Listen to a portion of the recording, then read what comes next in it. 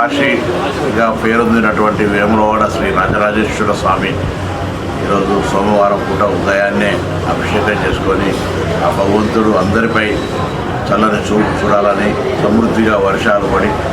సర్వేజన సుఖనుభవ వ్యవస్థ అంతా బాగుండి